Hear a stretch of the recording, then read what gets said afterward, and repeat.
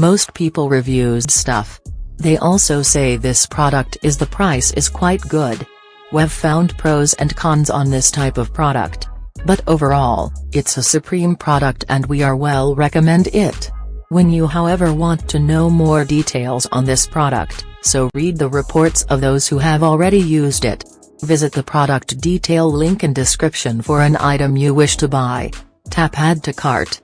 When you've finished adding items to your cart, tap the shopping cart icon. If you need to edit the items in your cart, tap save for later or delete next to the item in the cart. Tap proceed to checkout and follow the on-screen instructions. Review your order information and tap place your order to complete your purchase.